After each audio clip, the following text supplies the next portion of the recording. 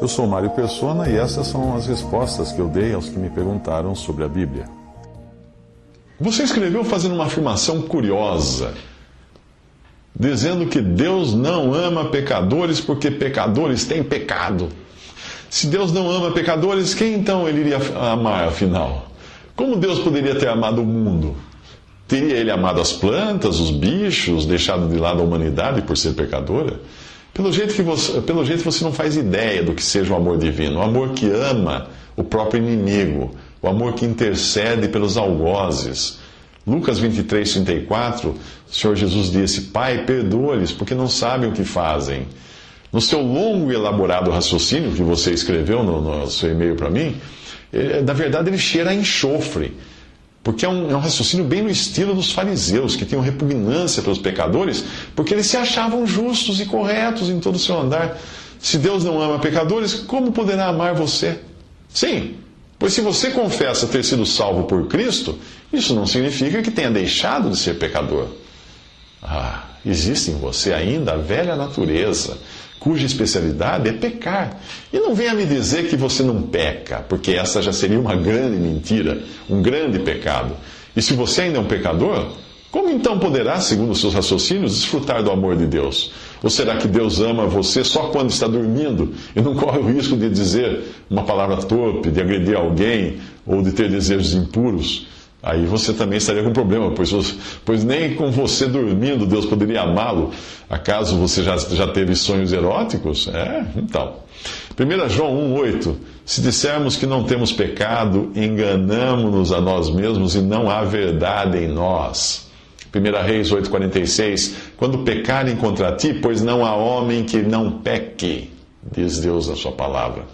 Uma boa figura da condição de um servo de Deus é o que acontece com Moisés em seu encontro com Deus. Deus tinha dado a Moisés poder para fazer 3 sinais na presença de Faraó, para convencer o soberano egípcio.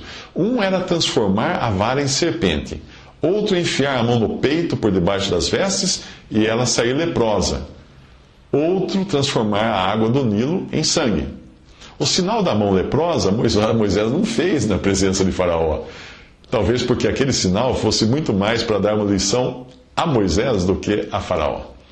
Deus estava lhe ensinando que, apesar de todos os privilégios que estava recebendo, ele continuava pecador, porque o pecado é um símbolo da lepra. A lepra continuava ali no seu peito, latente, pronta para se manifestar. Nós somos bem assim, nós não queremos que os outros saibam o que existe dentro do nosso peito, dentro do nosso coração, mas o pecado está ali latente. Êxodo 4,6: E disse-lhe mais o Senhor: Mete agora a mão no peito, e tirando-a, eis que a sua mão estava leprosa, branca como a neve. Você talvez estranhe essa minha reação tempestiva, mas ela é perfeitamente cabível diante de tamanha heresia que você escreveu. Eu jamais responderia assim a uma prostituta, a um ladrão ou qualquer pessoa que o Senhor certamente trataria bem e receberia em seus braços para perdoar. Ele ama pecadores. Mas as suas ideias merecem a mesma reação tempestiva que tinha Jesus quando, diante dos fariseus, que justificavam-se a si mesmos e se achavam melhores do que as pessoas comuns, o Senhor Jesus rechaçava eles. Lucas 18:9, ele disse também esta parábola a uns que confiavam em si mesmos, crendo que eram justos e desprezavam os outros.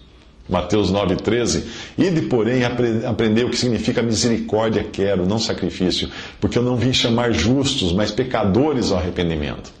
Mateus 23, 28 a 29, assim também vós exteriormente pareceis justos aos homens, mas interiormente estáis cheios de hipocrisia, de iniquidade. Ai de vós, escribas e fariseus hipócritas, pois que edificais os sepulcros dos profetas e adornais os monumentos dos justos. Imagine um Deus que pede que amemos nossos inimigos sem que Ele próprio possa amar os pecadores inimigos dele. Seríamos então mais capazes do que Deus. Isso é como o Espiritismo, que ensina que os homens devem perdoar uns aos outros, mas nega que Deus possa perdoar o pecador. E para isso Allan Kardec manda os seus seguidores reencarnarem.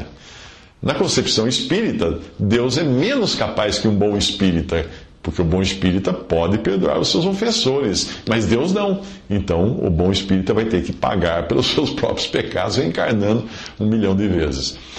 Aliás, no seu perfil no Facebook, você diz que é cristão, e lá está cheio de mensagens suas defendendo a fé reformada. Porém, em meio a elas, você postou até um pensamento assinado por André Luiz, que era um suposto espírita que falava com Chico Xavier. E você colocou, e esse pensamento tem um link para Espírito Consolador. Agora eu posso entender a salada que deve estar em sua mente, uma mistura de protestantismo com a justiça própria que o Espiritismo prega. Mateus 5,44: Eu, porém, vos digo, amai os vossos inimigos, bendizei aos que vos maldizem, fazei bem aos que vos odeiam, orai pelos que vos maltratam e vos perseguem, para que sejais filhos do vosso Pai que está nos céus. Voltando ao pedido de Deus para amarmos nossos inimigos, como amar nossos inimigos se não for com o mesmo amor de Deus? Já que não existe em nós tal poder ou qualidade de amar. 1 João 4,19 diz o seguinte: nós o amamos a Ele porque Ele nos amou primeiro.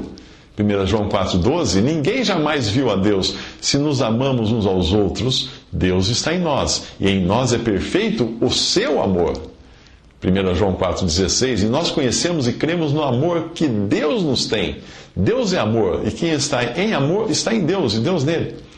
Pelo jeito você ainda não entendeu a dispensação da graça de Deus. A declaração de Deus é sim genérica e abrangente. Deus ama pecadores. Caso contrário, a quem Ele amaria, se ao olhar para a criação arruinada não visse ninguém senão pecadores?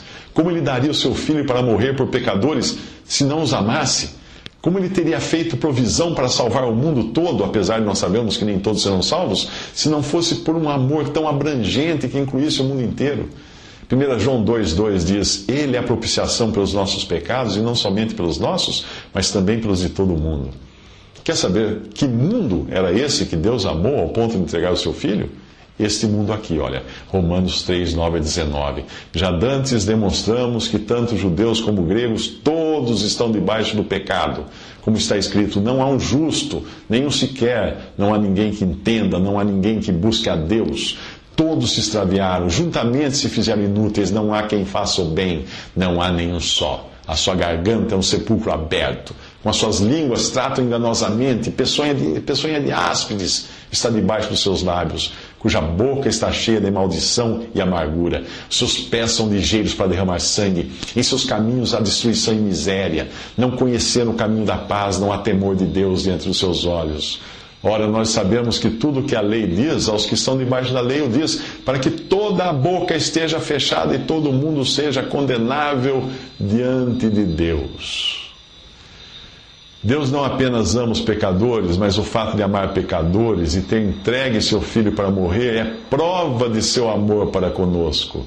Romanos 5,8 diz: mas Deus prova o seu amor para conosco em que Cristo morreu por nós, sendo nós ainda pecadores. Romanos 3,16 diz: porque Deus amou o mundo, que é a humanidade, de tal maneira que deu seu Filho unigênito, para que todo aquele que nele crê não pereça, mas tenha vida eterna. E 1 João 4,19: nós o amamos a Ele porque Ele nos amou primeiro. Primeiro quando? Obviamente quando nós ainda estávamos perdidos. E 1 João 3,16: conhecemos o amor nisto, que Ele deu a sua vida por nós.